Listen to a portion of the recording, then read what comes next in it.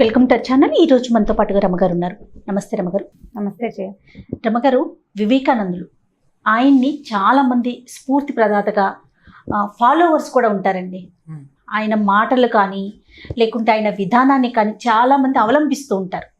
వాటికి సంబంధించి ఏదైనా ఒక అంశం ఒకసారి మనం మాట్లాడుకుందామండి.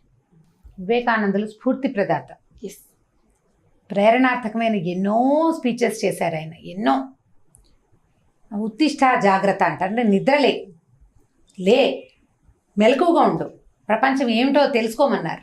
ఎంత అత్యద్భుతమైన స్పీచెస్. వివేకానందుల వాక్యాలు విని తీరాలి. ఎప్పుడో ఇంటర్మీడియట్ క్లాసులకి నేను చెప్పే రోజుల్లో, అంటే ఇది 90sలో నాకు గుర్తుండి, 94-95 డేస్లో అని అనుకుంటున్నా. సంస్కృతంలోనే, ఇప్పుడు సంస్కృతం సబ్జెక్ట్ కదా నాది, ఒక లెసన్ ఉండేది. కథ చాలా బాగుండేది. అంటే కథని సంస్కృత శ్లోకాలు రాయబడి ఉందన్నమాట. రైటర్ ఎవరు రాశారు అవి అంతా నాకు గుర్తులేదు. చేసేటప్పుడు ఆ లెసన్ చెప్తుండేదాన్ని నేను. అది ఎప్పుడు జ్ఞాపకం వస్తుంది జయ నాకు. మామూలుగా మనకి విగ్రహారాధన భారతీయ సంప్రదాయాల్లో ఉంది.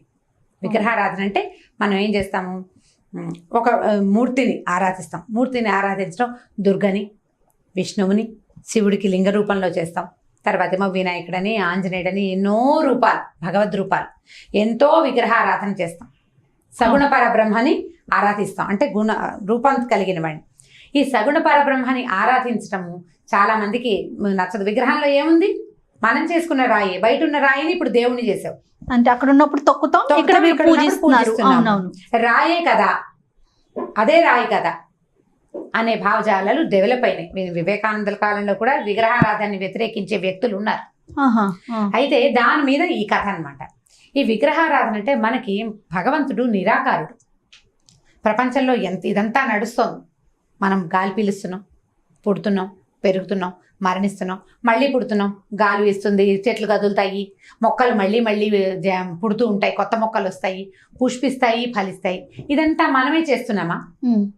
కానీ మనం వాడుకుంటున్నాం చూడు. ఒక మర్రి చెట్టు, దాని కింద కూర్చుంటావు, పడుకుంటావు, గాలి పీలుస్తావు. అది గాలి కదిలినప్పుడల్లా మనకి అమ్మయ్య మంచి ఆక్సిజన్ వస్తుందని ఫీల్ అవుతాం. ఆ మర్రి చెట్టు నువ్వు పెట్టావా? పోనీ నువ్వు పుట్టిస్తావా ఒక మర్రి చెట్టుని? ఈ పుట్టించేవాడెవడో, పెంచేవాడెవడో, దానంతటా అదే పెరుగుతుంది. ఎవరు పుట్టిస్తారు? దేనివల్ల ఇది వస్తుంది? ఆ శక్తే భగవంతుడు. మనకి కనిపించని శక్తి, మనకు కనిపించింది. ఇప్పుడు నువ్వు ఉన్నావు, పోనీ నేనున్నాను, మనుషులు, వ్యక్తులు ఉన్నాము, మన లోపల ఎన్ని అవయవాలు ఉన్నాయి. ఈ అమెరికా ఎవడైనా ఒక ఆయన చేశాడా మనకి? మన అమ్మే మనకి ఈ కాలేయం ఉండాలని, ఈ లివర్ ఉండాలని, ప్యాంక్రియాస్ ఉండాలని, ఇంకోటి ఉండాలని మన శరీరంలో పెట్టిందా? పెట్టలేదు. దానంతటా అవన్నీ డెవలప్ అయినాయి. ఈ శరీర అవయవాలు ఇలా ఉండాలని, వీటి ధర్మాలు ఇలా ఉండాలని నిర్ధారించింది ఎవరు? భగవంతుడు, పరబ్రహ్మ, ఒక నిర్గుణమైన తత్వం. ఏ గుణము లేని నిరాకారుడైన వాడు ఇన్ని గుణాలున్న వ్యక్తులని, ఇన్ని రకాల గుణాలున్న ప్రపంచాన్ని నిర్మించి వదిలిపెట్టాడు. ఆయనకు ఒక రూపం లేదు, అన్ని చోట్ల ఉంటాడు. సర్వాంతర్యామి. ప్రతి దాంట్లోనూ భగవంతుడే ఉన్నాడు. ఆయన లేనిదే దానికి జీవమే లేదు. ఇప్పుడు అట్లా ఉన్న వ్యక్తిని మనం చూడలేకపోతాం కాబట్టి మనం ఏమనుకుంటాము, మనకి నచ్చిన ఒక రూపంలో ఆయన ఉన్నాడని భావించి పూజిస్తాం. అదే విగ్రహారాధన. ఆ రూపం ఎలాగోలా కాకుండా ఒక ప్రత్యేక తరహాలో నిర్మించుకుంటాం. ఎలాగోలాగా పూజ చేసేవి ఉన్నాయి. గుండ్రాయికి పూజ చేస్తాం, మనం గుండ్రాయికి పూజ చేస్తాం, రోలుకి పూజ చేస్తాం, రోకలికి పూజ చేస్తాం. ఇవన్నీ కూడా భగవంతుని ప్రతిరూపం. ఎందుకంటే దేవుడే ఇచ్చాడు నీకు అవి, నువ్వు పుట్టించలేదు దేన్ని, నువ్వు చేయలా. నువ్వు పోనీ చేసావు, రోకలి నువ్వే చేస్తున్నావు. రోకలికి రాయి, అది కూడా నువ్వే చేసావా?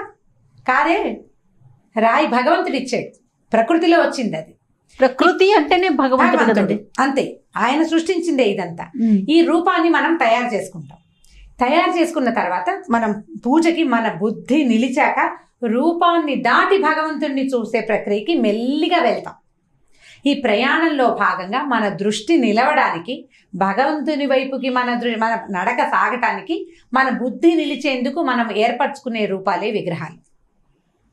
దాని మీదే కథ. వివేకానందులు ఏం చేసేవారంటే, ఆయన భారతదేశం అంతా యాత్ర చేశారు ఎన్నిసార్లు. ఆయన పాదయాత్రలో భాగంగా ఏం చేసేవారట, అన్ని రాజ్యాలని చూసుకుంటూ వెళ్ళేవాడు. ఒక చోట ఆగి అక్కడ స్పీచెస్ ఇచ్చేవారు. ఈయన తిరిగే కాలం నాటికి కొంత రాజులు తగ్గిన జమీందారులు, కొన్ని పరగణాలకి ప్రభువులు, ఠాణేదారులు అలాంటి ప్రక్రియ ఉంది అప్పటికి ఉన్నది. అయితే ఈయన వెళ్ళినప్పుడు ఒక సంస్థానం ఉందట. సంస్థానాలు ఉన్నాయి కదా మనకి ఇప్పుడు కూడా కనపడుతున్న సంస్థానాలు. ఈ పేరు గుర్తుపచ్చిపోయిన వనపర్తి, అలాంటిది ఏదో ఒక పేరు, వనపర్తి అయితే కాదనుకుంటా. ఒక సంస్థానాధీశుడి దగ్గరికి వెళ్ళారు. ఆ సంస్థానంలో ఏమైంది, ఒక చోట ఆయన స్టే చేశారు. ఆయన శిష్యులు, ఫాలోవర్స్ కొంతమంది ఉన్నారు. ఆయన స్పీచెస్ అవి చాలా నడిచినాయి ఆ ఊళ్ళో. అయితే ఈయన రాజుగారి దగ్గరికి, అక్కడున్న సంస్థానాధీశుడిని కూడా కలవాలి కదా, ఆ ఊళ్ళో ఉన్న కొంచెం పెద్ద అధికారులు మీరు రాజుగారిని కలుద్దురు కానీ చెప్పారు. అయితే ఆ సంస్థానాధీశుడు ఎవరైతే ఉన్నారో ఆయన విగ్రహారాధనకి వ్యతిరేకి. చాలా దేవాలయాల్లో పూజలు నిలిపేశాడు ఆయన. అవన్నీ అనవసరం అంటాడు, అవన్నీ అనవసరం, చేయకూడదు అంటాడు. సరే, ఈయన వివేకానందులు అతన్ని చూడబోయారు. ఏదో కొంతసేపు మాట్లాడుకున్నారు. నువ్వేమిటి ఇలా ఉన్నా? ఆయన ఎలా ఉండేవారు వివేకానందులు? మంచి పెద్ద పర్సనాలిటీ, హెఫ్టీగా కనపడేవారు. మల్లయోధుడిలాగా ఉన్నావు. నువ్వేంటి వేదాంతం చెప్పేది? వేదాంతం చెప్పేవాడు కుంగి కృషించిపోయి ఉంగి బలహీనంగా ఉండాలి. వేదాంతం అంటే ఇక శరీరం ఏమి ఉండకూడదు కదా, ఆహారం తినకూడదు, గాలి పీల్చకూడదు, ఎలాగోలాగా బతకాలి. వేదాంతం చెప్పేవాడు అలా ఉండాలని రాజుగారి ఉద్దేశం. నువ్వు మల్లయోధుడిలాగా కనపడుతున్నావు, నువ్వు వేదాంతం చెప్తే ఎట్లా? ఆయన మంచి చాలా పెద్ద పర్సనాలిటీ. వివేకానందుల పిక్చర్ని కనుక చూస్తే మనకి ఏమనిపిస్తుంది, ఆయన ఒక యోధుడు, మనం బుద్ధిని మార్చడానికి వచ్చిన యోధుడిలాగా కనపడతాడు. మనం జనరల్ గా హాఫ్ పార్టీ చూస్తాం, ఇలా పెట్టుకున్న పార్ట్ అక్కడే మనకి ఆజానుబాహుళ్లాగా అనిపిస్తా ఉంటారు. పెద్ద పర్సనాలిటీ, చాలా బలమైన మనిషి ఆయన. అయితే ఈయన ఏమన్నాడంటే, నా శరీరంలోకి ఎందుకు వెళ్తావు? ఇది నా శరీర ధర్మం, నా తల్లిదండ్రుల నుంచి వచ్చింది. నేను చెప్పే భావాలు నీకు తెలియాల్సింది.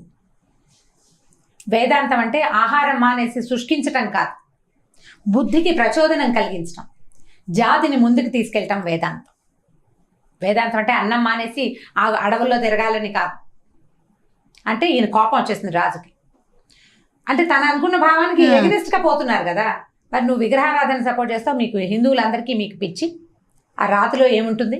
రాతిలో ఏమీ ఉండదు. రాతిలో ఉండదు, చెక్కలో ఉండదు.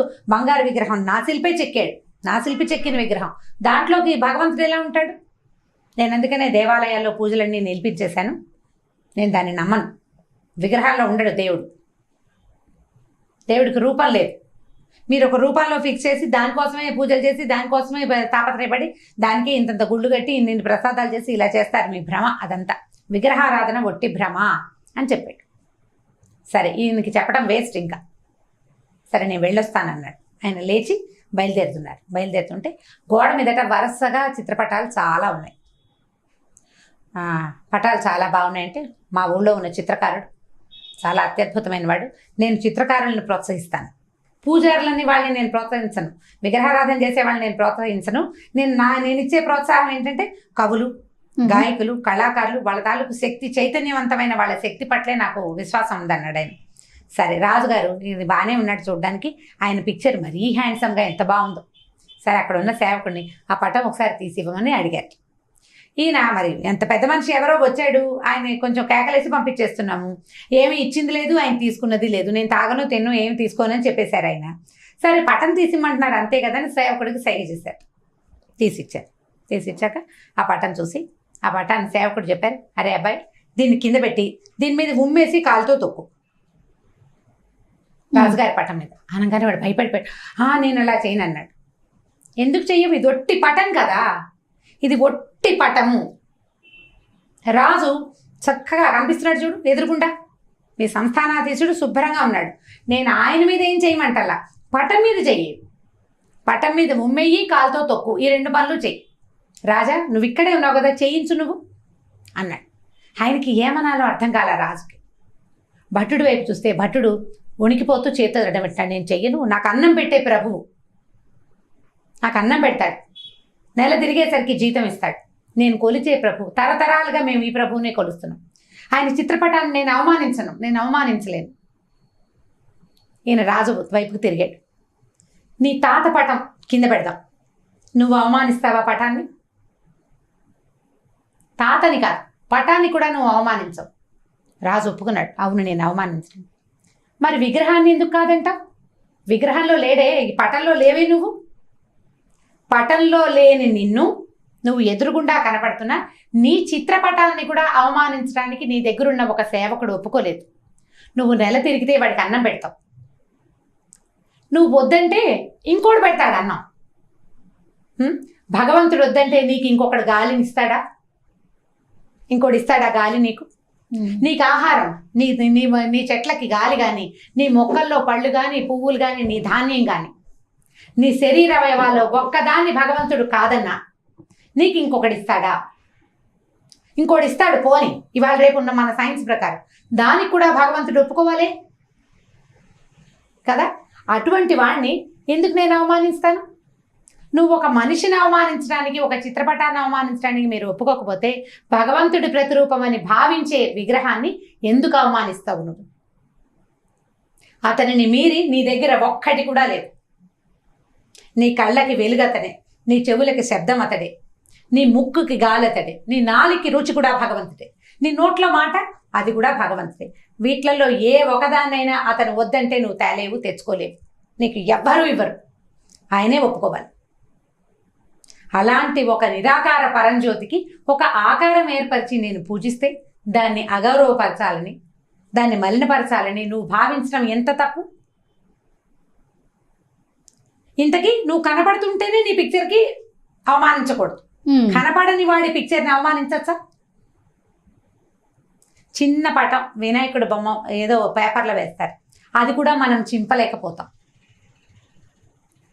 పొయ్యిలో పెట్టుకుంటాం న్యూస్ పేపర్లు, పల్లెటూళ్ళలో పేపర్ పెట్టే కుంపట అంటించేవాడు. అది అందులో దేవుడి బొమ్మ ఉంటే అది అంటించకూడదు. దేవుడి బొమ్మ అంటిస్తావా నువ్వు? నీకు ఎక్కడి నుంచి వస్తుంది మిగిలిందంతా? నీ దగ్గర నువ్వు అనుభవిస్తున్న ఈ ప్రపంచం ఏది నీది కాదు, దాన్ని దేన్ని నువ్వు చేయలేదు. నిన్ను కూడా భగవంతుడే చేశాడు, అనుభవించడానికి ఈ ప్రపంచాన్ని నీ కోసం ఇచ్చాడు. అతన్ని గౌరవించాలంటే ఈ అనుభవిస్తున్న ప్రపంచానికి మర్యాద ఇవ్వాలి. అతని ద్వారా ఏ విధానం అయితే వచ్చిందో దాన్ని నువ్వు గౌరవించాలి, ముందుకు తీసుకెళ్ళాలి. అతన్ని గౌరవించే విధానం నీ దగ్గర ఒక్క చిన్నదున్నా దాన్ని పూర్తి స్థాయిలో చేసి తీరాలి. ఆయన్ని గౌరవించటమే విగ్రహారాధన. దాన్ని చెయ్యాలి. దాన్ని చేయకపోతే నీకే లేదు గౌరవం. నువ్వు పీల్చే గాలి పట్ల లేనట్టు వదిలేయి, మానేసేయి పీల్చటం. నువ్వు అది మానేస్తే ఇది కూడా మానేయాలి. నువ్వు మానగలవా? గాలి పీల్చడం మానేసిన మరుక్షణం నువ్వేమవుతావు? ఇక్కడ ఉండవే, నీ పటం కూడా అప్పుడు పైకెక్కుతుంది. కాబట్టి విగ్రహారాధనని ఎంత బాగా సమర్థించారంటే, ఎంత పరమాద్భుతమైన కథ. అది జ్ఞాపకం వచ్చినప్పుడల్లా నాకు కంట్లో నీళ్ళు వస్తాయి. ఎలా చెప్పారు ఇంత భావం? ఒక వ్యక్తి ఇంకొక కొంతమందిని మార్చగలిగాడంటే ఎంత ప్రగాఢమైన విశ్వాసం ఉంటే మనం మార్చగలుగుతాం. ఖచ్చితంగా అండి, ఖచ్చితంగా. సమాజాన్ని ముందుకు తీసుకెళ్లాడు. ఇప్పటికీ మనం వివేకానందని గుర్తుపెట్టుకున్నామంటే ఆ పిక్చర్ చూడంగానే మనకు ఒక ఉద్వేగం, ఒక ఉత్తేజం కలుగుతుందంటే ఎంత అత్యద్భుతమైన వ్యవహారం, ఎంత అత్యద్భుతమైన విషయం చెప్పారు. ప్రతి మాట ముత్యమే రమ్మగారు, ప్రతి మాట ముత్యమే, ప్రతిదీ శిరోధార్యం, ప్రతి మాట నెత్తి మీద పెట్టుకుని తీరాలి. మనం వివేకానందుల్ని గనక అనుసరించి ముందుకెళ్తే ఈ యువత బాగుపడుతుంది. మనం ఏం చెయ్యాలి, ఏం చేయకూడదు, కాలాన్ని వృధా చేయకూడదనే వ్యవహారం, ఆ మాటలు కూడా చాలా అత్యద్భుతంగా చెప్తారు. వీలు వెంబడి ఇంకొకటి రెండు కథలు చెప్పుకోద్దు. అద్భుతంగా ఉందండి. ఆయన ఎక్స్ప్లెయిన్ చేసిన విధానం అదే చూడండి, సామాన్యులకు కూడా అర్థమయ్యే విధంగా చాలా బాగుంది రమ్మగారు. నమస్తే. నమస్తే జయ. ఇక ఈ వీడియో కనుక మీకు నచ్చినట్లయితే లైక్ చేయండి, షేర్ చేయండి. మరిన్ని వీడియోస్ కోసం మా ఛానల్ని సబ్స్క్రైబ్ చేసుకోండి.